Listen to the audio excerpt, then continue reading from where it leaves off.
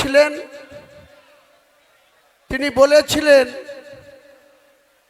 যে আমার রেজিনগরে বাড়ি, আমি কেন বেলডাঙ্গায় মসজিদ বানাতে যাব। তো রেজিনগরে বাড়ি, বেলডাঙ্গায় মসজিদ করা যাবে না। এটা কোন সাংবিধানিক কথা, কোন মুসলিমের কোরআন হাদিসের কথা? ভারতবর্ষের যে কোনো প্রান্তে মুসলমান তার নামাজ আদায় করার জন্য আল্লাহর ঘর মসজিদ বানাতে পারে, পারে কি পারে না? তাহলে এই যে ক্রস মুসলিম, ক্রস কেন বলছি? এই জনাব ফিয়াদ হাকিমের বাবা বাড়ি ছিল বিহারের গয়াতে। ওনার মা ছিল একজন হিন্দু রমণী, হিন্দু মহিলা। তিনি আর পৃথিবীতে নেই, মৌলানা আজাদ কলেজের অধ্যাপিকা ছিলেন। তাহলে মা হিন্দু, বাবা মুসলিম, ওই জন্য ক্রস বললাম। অর্ধেক মুসলমান, অর্ধেক হিন্দু। তিনি আমাকে সাসপেন্ড করার সময় এই মুর্শিদাবাদ জেলার একজন মন্ত্রী, যার কোনো কাজ নাই, কোনো ফাইল ইনিশিয়েট করতে পারেন না, তার দপ্তরের মাথায় বসে আছেন মাননীয় মুখ্যমন্ত্রী স্নেহধন্য অরূপ বিশ্বাস মহাশয়, পাওয়ার মিনিস্টার। তার এমওএস আছেন আকরুজ্জামান। আমি একবার আমার এক নিকট আত্মীয়, এক বোন, মালদার ইংলিশ বাজারে বিয়ে হয়েছে। এই পাওয়ার দপ্তরে তিনি উচ্চ পদে আসীন আছে, একই জায়গায় পোস্টিং আছে প্রায় 10 বছর ধরে। এই আকরুজ্জামান আমার বন্ধু, একসঙ্গে দীর্ঘদিন কংগ্রেস করেছি। ওর বাবা হাবিবুর রহমান জঙ্গিপুরের দীর্ঘদিন 4 বারের কংগ্রেস দলের এমএলএ ছিল। ও পেশায় অ্যাডভোকেট। ও প্রণব মুখার্জি প্রায়ত রাষ্ট্রপতি বা কংগ্রেস নেতা, ভারতবর্ষের বিভিন্ন পদে ছিলেন। সেই প্রণব বাবুর খুব স্নেহধন্য ছিল। আমরাও একসময় প্রণব বাবুর খুব স্নেহধন্য ছিলাম। আমার বাড়ি থেকে বীরভূমের কিন্নাহারের প্রণব মুখার্জির বাড়ি মিরিটি গ্রাম, ঠিক 32 কিলোমিটার। প্রণববাবু যখনই কিন্নাহারে দুর্গা পুজোতে নিজের বাড়িতে আসতেন, সে রাষ্ট্রপতি থাকাকালীন বলুন, আর ফাইন্যান্স মিনিস্টার থাকাকালীন বলুন, ফরেন মিনিস্টার থাকাকালীন বলুন, ডিফেন্স মিনিস্টার থাকাকালীন বলুন, যোজনা কমিশনের ভাইস চেয়ারম্যান থাকাকালীন বলুন, প্রণববাবু কিন্তু বাড়িতে দুর্গা পুজোতে আসলেই আমাদেরকে খুব স্নেহ করে পুজোতে ইনভাইট করতেন। আমিও ঠিক টাইম বের করে, প্রণববাবু বলেছেন তাই মিরেটির বাড়িতে চলে যেতাম। এত আন্তরিকতা ওনার ছিল। পুজোর ব্যস্ততা, নিজেই পুজোর মন্ত্র পড়ছেন, তার মধ্যে চারিদিকে চোখ রেখে আমাদেরকে বলতেন, হুমায়ুন না খেয়ে যাবি না, গৃহস্থের অকল্যাণ হবে। এই ছিল প্রণব মুখার্জি। আমার 43 বছরের রাজনৈতিক জীবনে আমার বাড়িতে 1996 সালে বাংলার বিখ্যাত মুখ্যমন্ত্রী, যিনার সেই সময় জরুরি অবস্থা পালন করেছিলেন ইন্দিরা গান্ধীর নির্দেশে। 1974 সালে ভারতের প্রধানমন্ত্রী ছিলেন ইন্দিরা গান্ধী, বাংলার মুখ্যমন্ত্রী ছিলেন সিদ্ধার্থ শঙ্কর রায়। তিনিও আমার বাড়িতে এসছেন। 1996 সালে বহরমপুর লোকসভায় কন্টেস্ট করতে এসে তিনি এবং তিনার স্ত্রী, তিনি প্রখ্যাত আইনজীবী ছিলেন, ব্যারিস্টার ছিলেন সিদ্ধার্থ শঙ্কর রায়। 71 থেকে 77 বাংলার মুখ্যমন্ত্রী ছিলেন। তার স্ত্রী মায়া রায়ও আমার বাড়িতে এসেছিলেন। প্রণববাবু আমার বাড়িতে এসছেন। অধীর বাবু 1996 সাল থেকে 2012 সাল শুধু 100 বার এসছেন, 100 বার। শুধু আসেননি, বাড়িতে লাঞ্চ করেছেন, কখনো ডিনার করেছেন, কখনো আমার সঙ্গে খুব সুন্দর আলোচনা হয়েছে। এই পরিবেশে আমাদের রাজনীতিটা মুর্শিদাবাদে করতাম। নিয়তি কখনো কখনো মানুষের মৃত্যু দেয় অ্যাক্সিডেন্টে, কখনো কখনো কারোর সঙ্গে সম্পর্ক বিচ্ছেদ ঘটিয়ে দেয় কোনো একটা ছোট্ট কারণে। তাই অধীর বাবুর পারিবারিক কিছু সমস্যার সম্মুখীন হয়ে আমাকে 2012 সালের 16ই নভেম্বর, যেদিন কংগ্রেস দলটা ছেড়েছিলাম, সেদিন আমি কংগ্রেস দলের 5টা পোস্ট হোল্ড করতাম। মুর্শিদাবাদ জেলায় কিষাণ কংগ্রেসের সভাপতি ছিলাম, মুর্শিদাবাদ জেলায় অধীর বাবুর কমিটিতে জেনারেল সেক্রেটারি ছিলাম, মুর্শিদাবাদ জেলার বেলডাঙ্গা 2 ব্লকের 11টা অঞ্চলের ব্লক সভাপতি ছিলাম, মুর্শিদাবাদ জেলায় অধীর বাবুর এমপি ল্যাডসের চেয়ারম্যান ছিলাম, ডেভেলপমেন্টটা দেখতাম। এছাড়াও পিসিসির সদস্য সহ অনেক পোস্ট হোল্ড করেছিলাম। কিন্তু আমি যখন সিদ্ধান্ত নিলাম যে আমি আর কংগ্রেস দলটা করতে পারছি না, কেন জানেন? অধীর বাবুর বাড়ির লোকরা আমাকে জাত তুলে অপমান করেছিল, জাত তুলে কথা বলেছিল। আমি অধীর বাবুকে বলেছিলাম, আমি এ কথা শুনতে রাজি নই। আপনি কংগ্রেসের দলের সভাপতি, এমপি, আমি কংগ্রেসের নির্বাচিত এমএলএ, এতগুলা পোস্ট হোল্ড করে আছি। আমি নিঃস্বার্থে মানুষের জন্য রাজনীতি করি। আমার টাকার প্রয়োজন, সেটা ব্যবসা করে রোজগার করি। কারোর সঙ্গে মিথ্যাচার করে কোনো পয়সা কোনো দিন রোজগার করিনি। ছোট থেকেই ব্যবসা করেছি, পড়াশোনা চালাতে চালাতে ব্যবসা করেছি। আমি আমার বাবার 5 সন্তান, আমাদের 3টে বোন, 5টা ভাই, আমি ছোট। তো আমরা কোনোদিন জীবনে অন্যায় জেনে বুঝে করিনি, কখনো অজান্তে হতে পারে। মহান আল্লাহ তাআলা সেটা দেখেন, তিনি নিশ্চয়ই ক্ষমা করবেন, তিনি শাস্তি দিলে দেবেন। কিন্তু আমরা যে দলটা 2012 সালের 16ই নভেম্বর ত্যাগ করে, তার আগে 12/11/2012 এই সোমবার ছিল, 12/11/2012 এই সোমবার ছিল। আজ যে সোমবার, সেদিন মাননীয় মুখ্যমন্ত্রী, আমি কংগ্রেস দলের 70 রেজিনগরের বিধায়ক ছিলাম। আমার টার্মস নিশ্চয়ই 5 বছরের জন্য আমাকে মানুষ ভোট দিয়েছিল।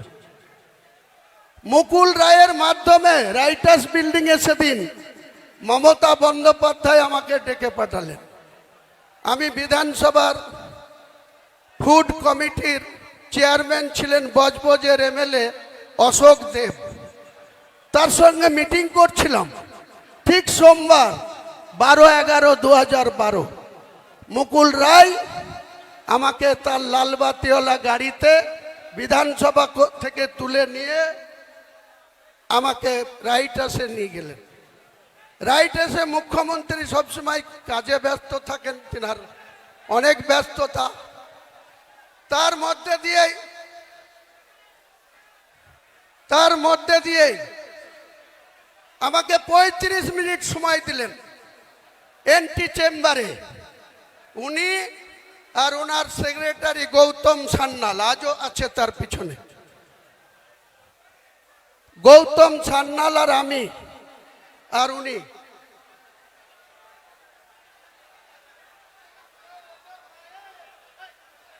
এমন মারবো না।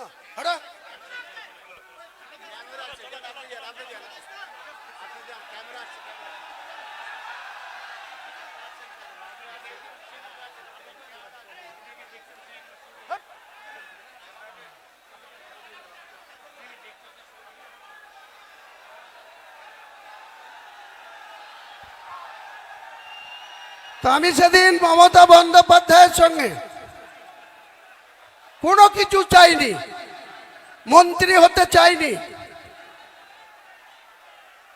আমি বলেছিলাম আমি কংগ্রেস দলের বিধায়ক।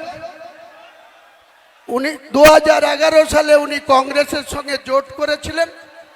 উনার দলের প্রার্থী জিতেছিল 182, কংগ্রেস 65টা সিটে লড়ে 42 জন।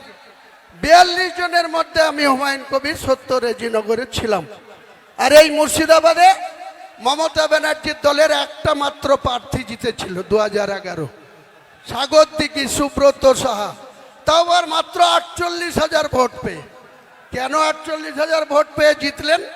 তার এগেইনস্টে 3টে মুসলিম প্রার্থী ছিল। একজন নির্দল না, আসামের আজমল সাহেবের পার্টির প্রার্থী ছিল, একটা সিপিএম ছিল, একটা কংগ্রেস ছিল। চুপেন একটু থামুন, আমি আধ ঘন্টায় বলে শেষ করে দেবো। সবাই একটু থামুন, সবাই থামুন, কথা বললে আমার অসুবিধা হচ্ছে, চুপচাপ থাকুন। তো সেদিনকে মাত্র 48,000 ভোট পেয়ে এই 22টা বিধানসভার মধ্যে সাগরদিঘি বিধানসভাটা তৃণমূল পেয়েছিল।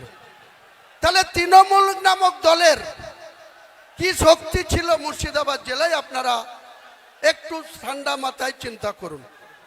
বাংলার মুখ্যমন্ত্রী হয়েছেন, কিন্তু এই মুর্শিদাবাদে আজকে যিনি বেলডাঙ্গার এমএলএ, আজকে যিনি রেজিনগরের এমএলএ, 2011-তে এদের কোনো এমএলএর কন্টেস্টিং তালিকায় না কংগ্রেসে না তৃণমূলে কোনো পার্টির সঙ্গে কোনো এরা তালিকাভুক্ত ছিল না। বেলডাঙ্গায় কে ছিল? শফিউজ্জামান। রেজিনগরে কে ছিল? হুমায়ুন কবির। রানীনগরে কে ছিল? ফিরোজা বেগম। মুর্শিদাবাদে কে ছিল? শাউনি সিংহ রায়। রঘুনাথগঞ্জে কে ছিল? আকরুজ্জামান। ফারাক্কায় কে ছিল? প্রায়ত মইনুল হক। এইরকম করে আমরা 22টা সিটে লড়ে 14টা জিতেছিলাম।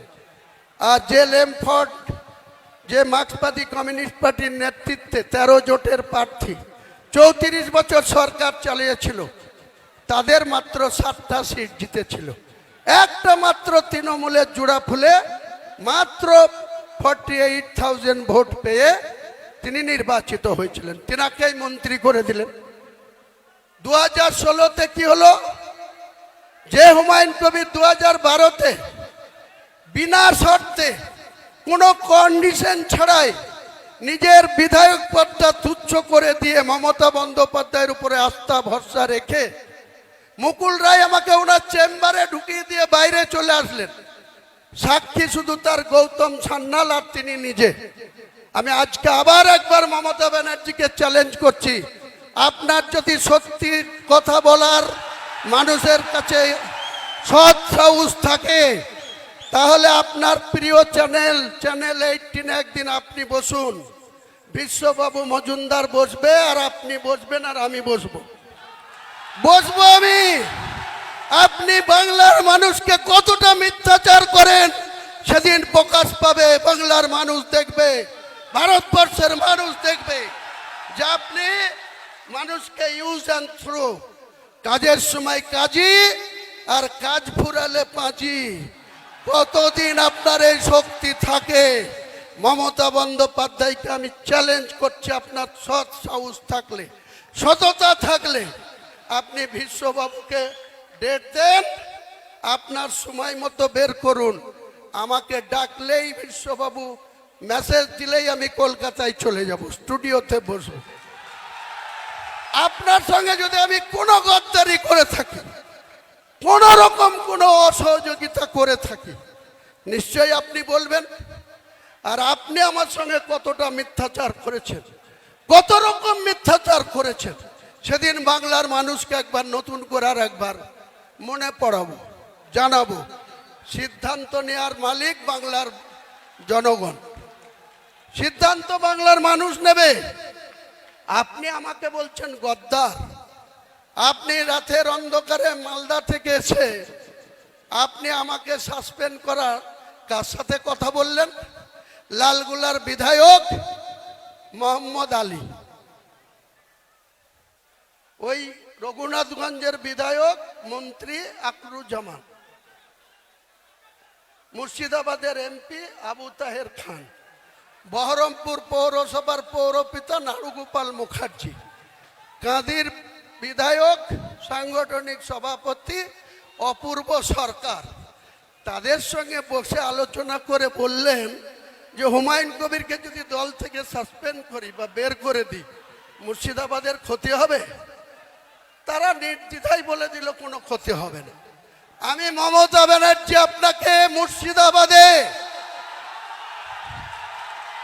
2011-তে একটা পেয়েছিলেন, আর 2004-এ আমাকে প্রার্থী না দিয়ে শুভেন্দুর কথায় 22টা প্রার্থী দিয়ে 4টে জিতেছিলেন। আর হুমায়ুন কবির আবার আপনার হাতে পায়ে ধরে এই তৃণমূলে এসে 20টা পায়ে দিয়েছিলাম। আজকে চ্যালেঞ্জ আমার, কোন শক্তি থাকলে মুর্শিদাবাদে আপনি খাতা খুলে দেখাবেন। মুর্শিদাবাদে 22টা সিটে আপনি খাতা খুলবেন। 2 বিজেপি আছে, বিজেপি হয়তো 2-1টা সিট বাড়িয়ে নিতে পারে। তাদের যা কৌশল, তাদের যা অর্থবল, তাদের যা কৌশল অবলম্বন করে চলছে। কিন্তু আমি চ্যালেঞ্জ করছি, আমি বেঁচে থাকলে মমতা বন্দ্যোপাধ্যায় জুড়া ফুলের জিরো করব, জিরো করব, জিরো করব। আর ওই করিমপুরে লাত খাওয়া নেতা জয়প্রকাশ মজুমদার, ও আমার কাছে রাজনীতিতে নকরযোগ্য না। একটা লুঙ্গি পড়া লোকের লাত খেয়ে সে তৃণমূলের নেতাদের হাতে পায়ে ধরে সহকারী সভাপতি হয়ে বড় বড় লেকচার মারছে। আবার আরেকজন আছে, তার কথা তো বলতেই আমার ঘৃণা লাগে, কুণাল ঘোষ না ছিনাল ঘোষ। এই কুণাল ঘোষ আবার বলছে ক্ষমতা থাকলে ব্রিগেডে করে দেখাক। হ্যাঁ কুণাল ঘোষ, হ্যাঁ মমতা ব্যানার্জি, তোমাদেরকে আগামী জানুয়ারি মাসে আমি ব্রিগেড ময়দানে সভা করে দেখাবো। তোমাদের রাজনৈতিক মৃত্যু ঘণ্টা সেদিন বাজিয়ে দিব কলকাতার ব্রিগেড। পারলে তোমরা ঠেকিয়ে নিও, পারলে হুমায়ুন কবিরকে রুখে দিবা। আমি তারিখ ঘোষণা করছি না, 31শে জানুয়ারির আগেই হবে। জানুয়ারি মাস পার হতে দেব না, কারণ আপনারা জানেন ব্রিগেড মাঠটা সেন্ট্রাল গভর্নমেন্টের আন্ডারে, তাদের এনওসি নিতে হবে। এনওসি তো অনেক কিছু আটকাবার চেষ্টা করবে, সে আমি নিশ্চয়ই চেষ্টা চরিত্র করে যদি আমি এনওসি পাই ব্রিগেডেই। আপনি এক সময় মমতা ব্যানার্জিকে কি বলেছিলেন? চোরের রানী বলেছিলেন। সারদাতে যখন আপনি 3.5 বছর জেল খেটেছিলেন, তখন মমতা বন্দ্যোপাধ্যায়ের গ্রেপ্তার চেয়েছিলেন। কে চেয়েছিল? হুমায়ুন কবির চেয়েছিল না কোনো মুসলিম চেয়েছিল? আপনি কুণাল ঘোষ চেয়েছিলেন। মমতাকে চোরের রানী বলেছিলেন, আমি বলিনি, হুমায়ুন কবির বলেনি। বাংলার কোনো মুসলমান সম্প্রদায় মমতা বন্দ্যোপাধ্যায়কে চোর বলেনি, কিন্তু আপনারা বলেছিলেন। আর মমতা বন্দ্যোপাধ্যায় এত গুণবলিতে ভরা, যে যত বেশি গাল দেবে তার অত বেশি প্রমোশন হবে মমতা ব্যানার্জির কাছে। যে যত বেশি ওকে গাল দেবে। মমতা ব্যানার্জি, বুদ্ধবাবু আজকার পৃথিবীতে নেই। বুদ্ধবাবু আপনার মতো 11 বছর মুখ্যমন্ত্রী ছিল, আর জ্যোতিবাবুর মন্ত্রিসভায় দীর্ঘদিন পুলিশ মন্ত্রী, অন্যান্য সাংস্কৃতিক দপ্তরের মন্ত্রী ছিল। তার কি অবস্থা? তার একটা মাত্র মেয়ে, তার স্ত্রীর নাম মীরা ভট্টাচার্য। তিনারা কোন জায়গায় থাকতেন? বালিগঞ্জ একটা সরকারি ছোট্ট ফ্ল্যাটে, যেখানে কংগ্রেস নেতা প্রদীপ ভট্টাচার্যও থাকে, বুদ্ধবাবুও থাকতেন। আজকে আপনি বলেন সততার প্রতীক। 30B হরিশ চ্যাটার্জি স্ট্রিটে আপনার কতটা, আপনার বাবার নামে কতটা সম্পত্তি ছিল আপনি দেখাতে পারবেন? বাংলার মানুষের ভোট নিয়ে মুখ্যমন্ত্রীর চেয়ারে বসে আপনার পরিবারের প্রত্যেকটা সদস্য ফুলে ফিপে একদম আকাশ ছোঁয়া জায়গায় পৌঁছে গেছে।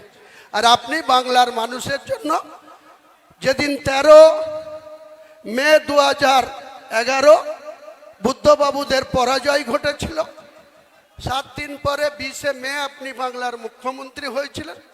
সেদিন বাংলার মানুষের মাথা পিছু আয়ের কত ছিল, টোটাল আয় কত, ঋণ কত ছিল? 1,96,000 কোটি।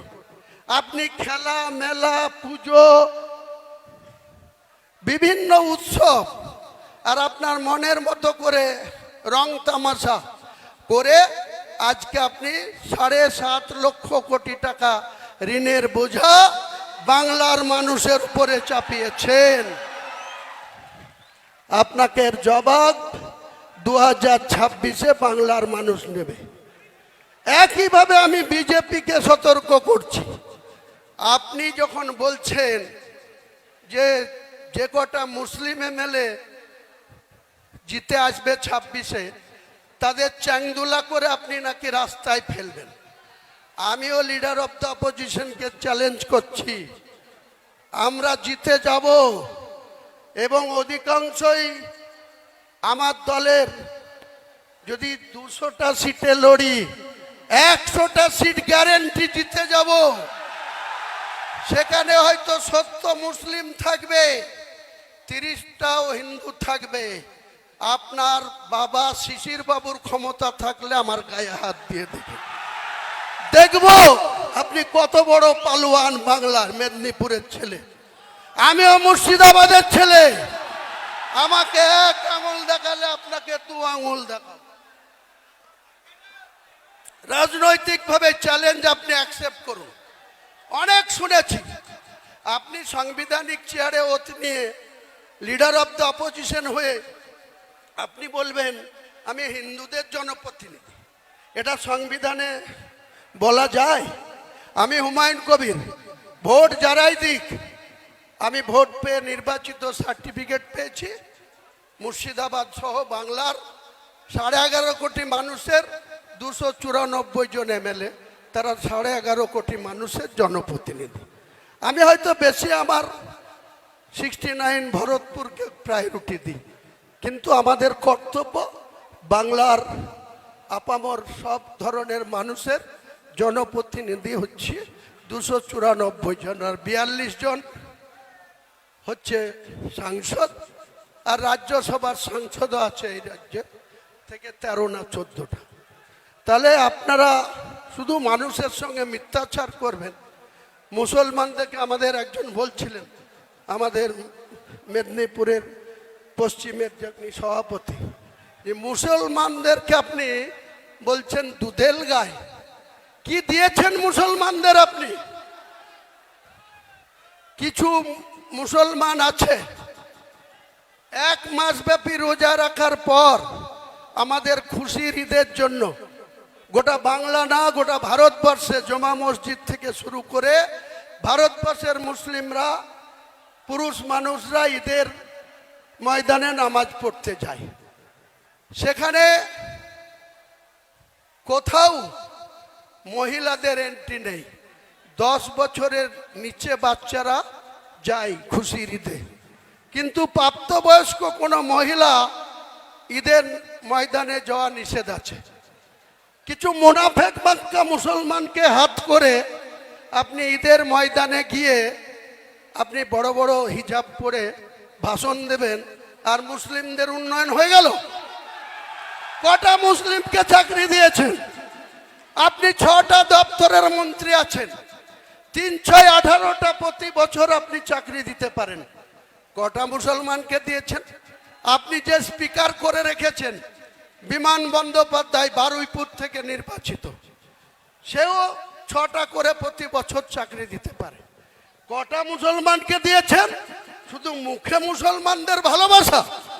মুসলমান অত বোকা নেই, মুসলমান আজ আর মূর্খ নেই, মুসলমান অনেক শক্তিশালী জায়গায় পৌঁছেছে।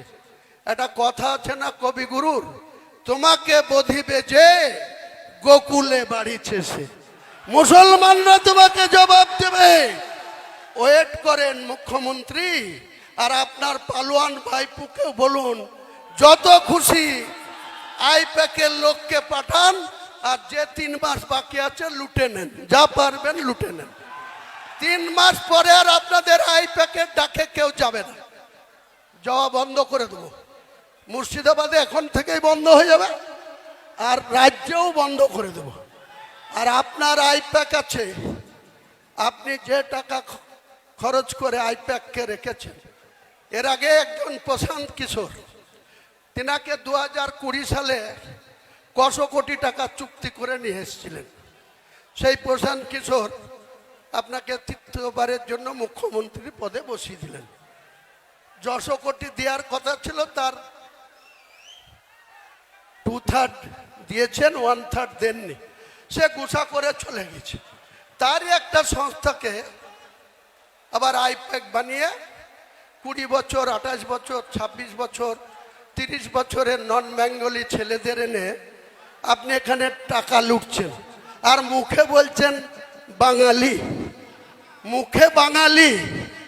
শত্রুঘ্না সিনহা কোন বাঙালি? ইউসুফ পাঠান কোন বাঙালি? কীর্তি আজাদ কোন বাঙালি? লজ্জা করে না আপনার মানুষকে ভাওতা দিতে, মিথ্যাচার করতে? আপনি হুমায়ুন কবিরকে বলছেন গদ্দার।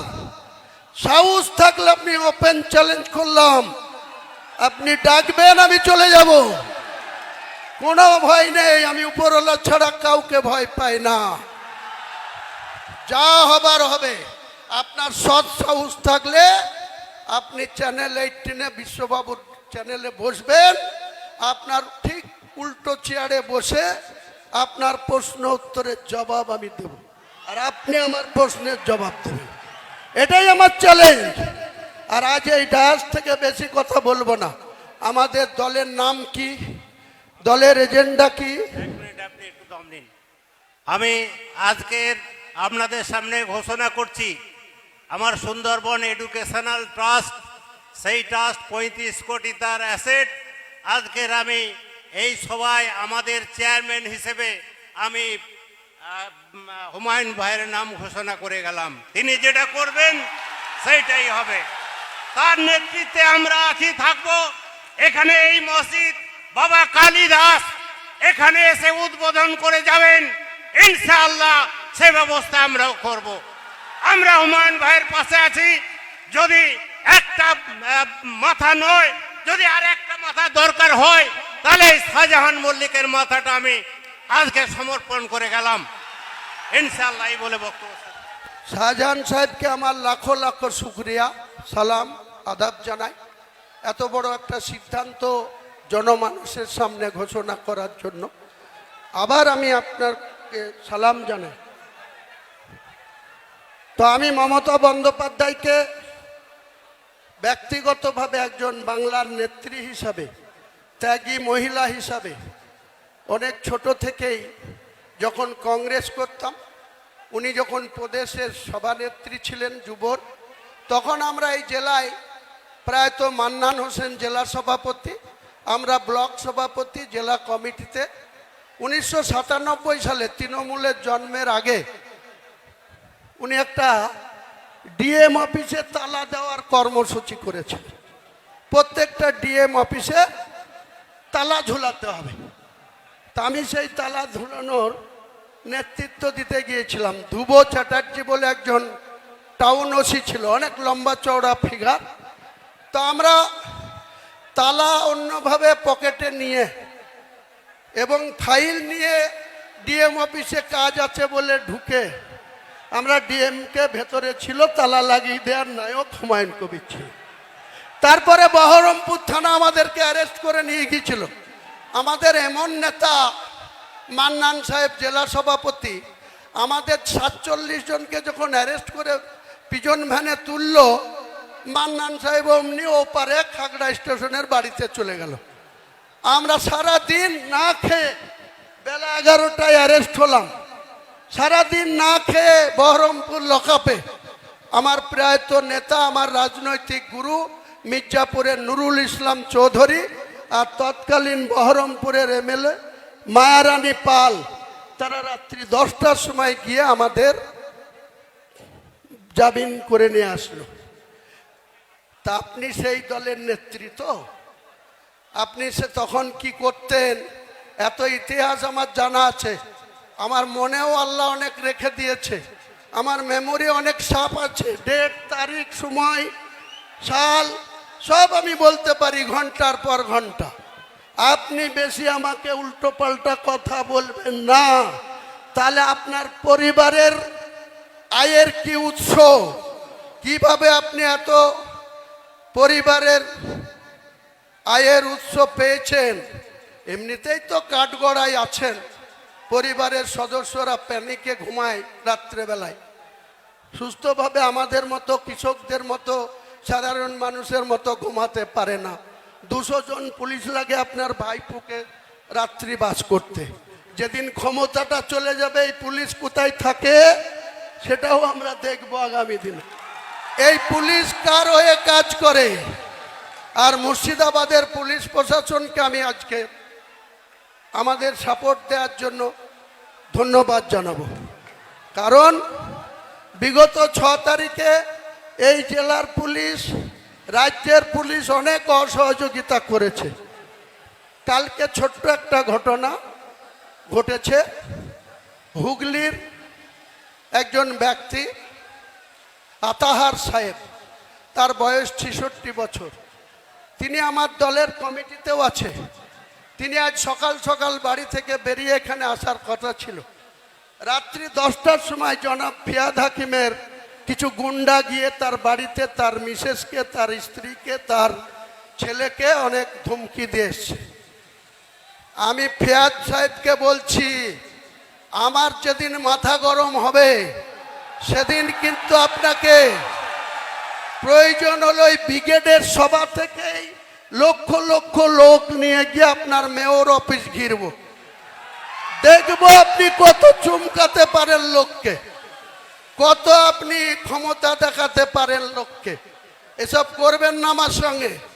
আমি এমনি খুব ভালো, আমি এমনি সাদামাটা, এমনি মাছের ঝোল ভাত আর পুস্তুর বড়া খেয়ে আর আলু সিদ্ধ খেয়ে থাকি। তার মানে এই নয় আমার শক্তি মাপতে যাবেন না, জনগণই আমার শক্তি। মুর্শিদাবাদের প্রশাসনকেও আমি বলছি, কয়েক জায়গায় গত কয়েকদিনে রানীনগরে, ইসলামপুরে, আরও কিছু জায়গায় মৃদ হুমকি এসছে যে হুমায়ুন কবিরের মিটিংয়ে যাওয়া যাবে না। এসব করেন না, চাকরি করছেন চাকরি করেন, ল অ্যান্ড অর্ডার দেখার কাজ করেন, কারণ পাশা ঘুরে যাবে।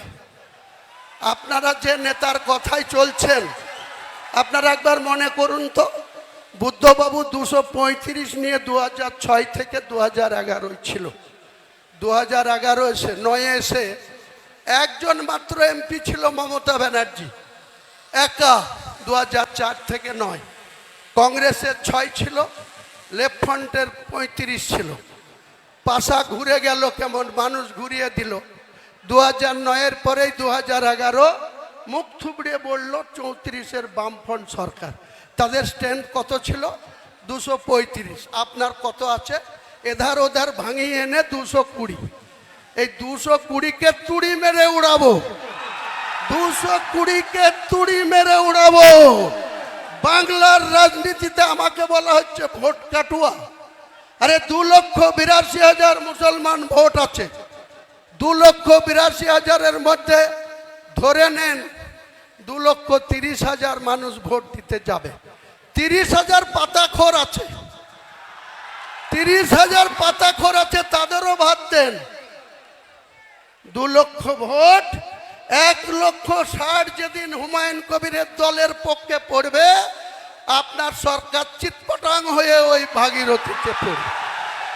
আপনি দেখে নেবেন, হুমায়ুন কবির অঙ্ক কষে চলে, একদম অঙ্ক কষে মেপে জুপে হুমায়ুন কবির রাজনীতিটা করে। অনেক হয়েছে, অনেক বাহাদুরি দেখেছি আপনাদের। আমি এই সরকারের অনেক আধিকারিক, আমি এখনই ফাঁস করতাম, করছি না, কয়েকদিন দেখব, তারপরে এই তৃণমূলের কিছু বালি চোর, পাথর চোর, জেলা পরিষদের সেক্রেটারি ডাইরেক্ট কন্ট্রাক্টরদের সাথে 1.5 কোটি টাকা গুনে নিচ্ছে। ফুটেজ রেখে দিয়েছি, অপেক্ষা করো বাবা ধরুন। তারপরে 10 লক্ষ টাকা আবার অ্যাকাউন্টে নিয়েছে। এত বড় স্পর্ধা। আর মমতা হচ্ছে সতী সাত্রী সাবিত্রী, নেত্রী হচ্ছে খুব সতী সাত্রী সাবিত্রী। আপনার দলের আধিকারিকদের এত স্পর্ধা হয় কোথা থেকে? কোথা থেকে হয় মুর্শিদাবাদের মানুষের অর্থকে এইভাবে লুট করা? যান বীরভূম, পাথরের খাদান থেকে একটা পাথরের ডাম্পার লোড হয়ে আসছে। গোটা বীরভূমের থানাগুলো আসতে মাত্র 4,000 টাকা খরচা হয়। যেই মুর্শিদাবাদের বেলগ্রাম ঢুকবে বড়ুয়া থানায়, শুরু হয়ে যাবে একাই একটা থানাতে 4,000। যেই কাঁদি আসবে, এক মহান মাতব্বর আছে মৃণাল সিনহা, কাঁদির আইসি, অমনি তার পাওয়ার 6,000 টাকা লাগবে গাড়ি পিছু। তাহলে 4 আর 6 10,000। বহরমপুর এসে হেডকোয়ার্টার, সেটা আবার নেমে যায় 2,000। এই তুলাবাজির ভাগ কে নেয়? তুলাবাজির ভাগ কোথায় যায়?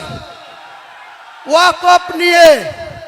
আপনি বললেন মুসলমানদের কোনো চিন্তা নাই, আমি মুখ্যমন্ত্রী থাকতে ওয়াকফ নিয়ে তোমাদেরকে ভাবতে হবে না। আমি একাই ওয়াকফ আইন মানছি না, অ্যামেন্ডমেন্ট মানছি না। কে বলেছিল? মুখ্যমন্ত্রী বলেছিল না আপনারা বলেছিলেন? বলেছিল। এবং সুতি থেকে, মুর্শিদাবাদের সুতি থেকে 6 মে 2025 উনি পরিষ্কার বললেন, আমি ওয়াকফ নিয়ে এখানকার মুসলমানদের কোনো আন্দোলন করতে দেব না। তাদের যদি আন্দোলন করার ইচ্ছা হয় দিল্লিতে যাক, দিল্লিতে গিয়ে আন্দোলন করুক। আপনার এত স্পর্ধা, আপনি রাজ্যের মুখ্যমন্ত্রী, গোটা রাজ্যের মানুষকে সুরক্ষিত রাখা আপনার মরাল ডিউটি। আপনি সেটা না করে মুসলমানদেরকে এত তাচ্ছিল্য। আপনার বেলার অফিসগুলা, ল্যান্ড দপ্তরের মন্ত্রী আপনি, বেলার অফিসগুলা কিভাবে লুট করছে। ন্যায্য জমি, খতিয়ানভুক্ত জমি, তাদের মিউটেশন করতে গিয়ে 2 নম্বরই করছে। কার জমি কার নামে রেকর্ড করে দিচ্ছে। বাপদাদার আমল থেকে ঈদগাহ, কবরস্থান, এমনকি হিন্দুদের যেটা বার্নিং ঘাট, সেসবের জায়গাও আপনার চুরি করতে দ্বিধা করেন না আপনি, আপনার বেলারোরা। আর আপনি সতী সাবিত্রী সাজেন। মুখে সতী সাবিত্রী সাজলে হবে না। আর মুসলমানদেরকে মুখে ঈদের ওই রেড রোডে গিয়ে নামাজ পড়লে হবে না। আগামী ঈদ আসছে, বাবরি মসজিদ যেখানে ঘটছি, প্রথম জুম্মাতে 1 লাখ, দ্বিতীয় জুম্মায় হয়েছিল 2 লাখ। আমি মমতা ব্যানার্জিকে একবার আহ্বান করব, আপনি মুখ্যমন্ত্রী হিসাবে আপনার টাইম মতো এই বাবরি মসজিদের এখানে একটা ঈদের নামাজের ডাক দেব। মুর্শিদাবাদের মানুষ কতটা আসবে ঈদের ময়দানে নামাজ পড়তে, আর আপনার ওই রেড রোডের ময়দানে কত লোক থাকে সেটা একবার পরীক্ষা করে নেবেন, মাপজোক করে নেবেন। কাজেই আপনি আপনার মতো চলুন। ফেব্রুয়ারি মাসটা আপনাদের পুলিশের চুমকানি ধুমকানি একটু সহ্য করতে হবে। যারা সহ্য করবেন, অতিরিক্ত মাত্রায় করলেই আমাকে জানাবেন। আমি যদি আমার নজরে আসে, পুলিশ যদি হুমায়ুন কবিরের পার্টিতে যোগদান করার জন্য, এই মিটিংয়ে আসার জন্য মুর্শিদাবাদ সহ বাংলার কোনো থানা যদি মিথ্যা মামলা দেয়, যদি আননেসেসারি হয়রানি করে, জেলায় হলে তো 48 ঘন্টার মধ্যে থানা ঘিরব, আর রাজ্যের যে কোনো জায়গায় হলে 72 ঘন্টার মধ্যে সেই থানায় মমতা বন্দ্যোপাধ্যায়ের পুলিশের বিরুদ্ধে ডেপুটেশন হবে। আর শুধু ডেপুটেশন হয়ে খালি খালি চা খেয়ে বাড়ি আসবো না। যে মিথ্যা মামলা দিচ্ছেন সেই মিথ্যা মামলাকে উইথড্র করাবো, তা নাহলে এক একটা থানার ইট খুলে নেব, এক একটা থানার ইট খুলে নেব। পাল্লা আটকে নেবেন, কত পুলিশ আছে, কত গুলি চালাতে পারেন, কত আপনার স্ট্রেংথ আছে। হুমায়ুন কবিরের সঙ্গে লক্ষ লক্ষ জনতা আছে। আজ থেকে শুরু হলো আমার চ্যালেঞ্জ। আমি এই মমতা বন্দ্যোপাধ্যায়ের মিথ্যাচার, তুলাবাজ, জুয়ুচোর, জেল খাটা মন্ত্রীদের লজ্জা নাই। আমাদের মহাসচিব ছিলেন পার্থবাবু, 3 বছর জেলের ঘানি টেনে এসেও 50 কোটি টাকা যার কাছে অবৈধ টাকা পেয়েছে তার প্রতি তার প্রেমের শেষ নেই। বলছে আমি এখনো অপাকে ছাড়তে পারবো না। যেদিন দুনিয়া থেকে পটল তুলবা সেদিন অপার দায়িত্ব কে নেবে? এখন নয় আছো, উপরওয়ালা যেদিন টিকিট কাটিয়ে দেবে সেদিন অপার দায়িত্ব কে নেবে? পার্থবাবু, কাজে আমাকে বেশি ঘাঁটাবেন না। আমি প্রত্যেকটা মানুষকে আজকের মিটিংয়ে আসার জন্য অভিনন্দন জানাচ্ছি, সালাম জানাচ্ছি, আদাব জানাচ্ছি, নমস্কার জানাচ্ছি, প্রণাম জানাচ্ছি। জানিয়ে আজকে আমার নতুন শর্ট ফর্ম JUP জনতা উন্নয়ন পার্টি, তার ইলেকশন এজেন্ডা কি হবে আগামী দিনে আমরা নিশ্চয়ই মানুষের দুয়ারে দুয়ারে যাব। এবং আমি বাংলার যতটা আসনে লড়ব সমস্ত আসনে এক দিন 2-3টে করে সভা করব। আমার ফার্স্ট, এরপরে সেকেন্ড সভা হবে 4 জানুয়ারি ডোমকল জনকল্যাণ ময়দান। 4 জানুয়ারি ডোমকল জনকল্যাণ ময়দান। 5 জানুয়ারি হরিয়ারপাড়ার কোনো একটা ময়দানে। যাকে পাশে বসিয়ে আপনি আমাকে সাসপেন্ড করেছেন, আগামী দিনে তারা কাউন্টিংয়ের জন্য বুঝতে পারবে আদা কেমন ঝাল। আদার ঝাল যে ভেতরে ভেতরে হয় সেটা কিন্তু হুমায়ুন কবিরের এই ঝাল আপনার দলের যারা মনোনীত প্রার্থী হবেন কাউন্টিংয়ের দিনে তারা সেই ঝালের স্বাদটা ভালোভাবে পাবে। কোনো চিন্তা নাই, আমি ডন কেয়ার, আমার হারানোর কিছু নাই। আমি হুমায়ুন কবির রেজিনগরেও 30,000-এর বেশি ভোটে জিতব আপনার প্রতীকের প্রার্থীকে হারিয়ে, আর বেলডাঙ্গাতেও একই পরিমাণে জিতব। দেখে নেবেন পত্রকাররা, ইলেকট্রনিক্স মিডিয়ার বন্ধুরা, আজকের ঘোষণা রেকর্ডিং রাখবেন। নির্বাচনের কাউন্টিংয়ের দিন মুর্শিদাবাদের কি ঐতিহাসিক রেজাল্ট, মুর্শিদাবাদের মানুষ আমাদের দোয়া করবে, সমর্থন করবে। আপনারা সেদিনকার জন্য একটু অপেক্ষা করুন। সবাইকে আমার ভালোবাসা রইল, সালাম রইল, সুস্থভাবে সবাই বাড়ি যাবেন। বন্দে মাতরম, বন্দে মাতরম, বন্দে মাতরম। হুমায়ুন কবির জিন্দাবাদ, হুমায়ুন কবির জিন্দাবাদ, হুমায়ুন কবির জিন্দাবাদ। বন্দে মাতরম, বন্দে মাতরম। বন্ধুগণ, দীর্ঘদিন ধরে চলছে, আপনারা আইন শৃঙ্খলা মেনে সুষ্ঠুভাবে আপনারা বাড়ি ফিরে যাবেন।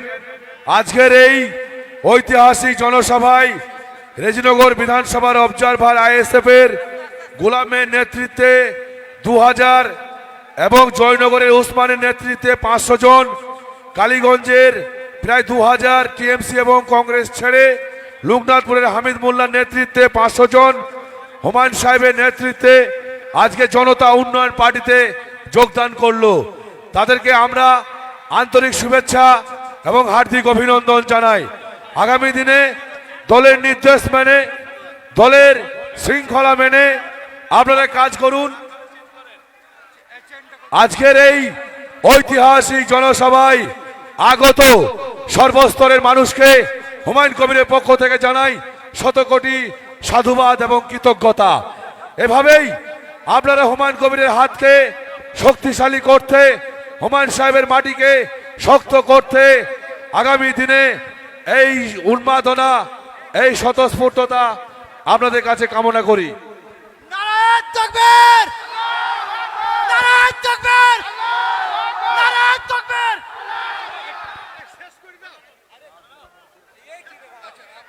আজকের এই জনসভা এখানেই সমাপ্ত ঘোষণা করা হলো। আপনারা সুশৃঙ্খলভাবে শান্তিপূর্ণভাবে বাড়ি চলে যান।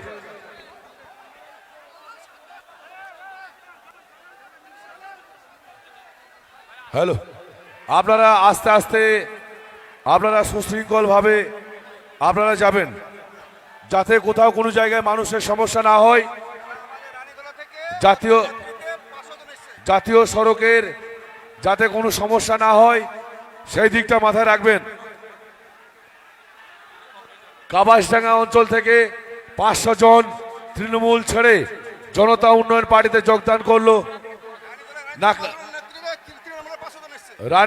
রানীনগর থেকে মাজহারুলের নেতৃত্বে 500 জন তৃণমূল ছেড়ে জনতা উন্নয়ন পার্টিতে যোগদান করলো। নাকাশিপাড়া থেকে প্রায় 2000 কর্মী সমর্থক তৃণমূল কংগ্রেস এবং কংগ্রেস ছেড়ে হুমায়ুন কবিরের আদর্শে অনুপ্রাণিত হয়ে তারা জনতা উন্নয়ন পার্টির ছায়াতলে চলে আসলেন। পলাশিপাড়া রকিবের নেতৃত্বে 20টি বাস আজকের এই জনসভায় তারা হুমায়ুন কবিরের ডাকে এসে উপস্থিত হয়েছেন। নওদা ইকবলের নেতৃত্বে শত শত কর্মী তৃণমূল কংগ্রেস এবং কংগ্রেস ছেড়ে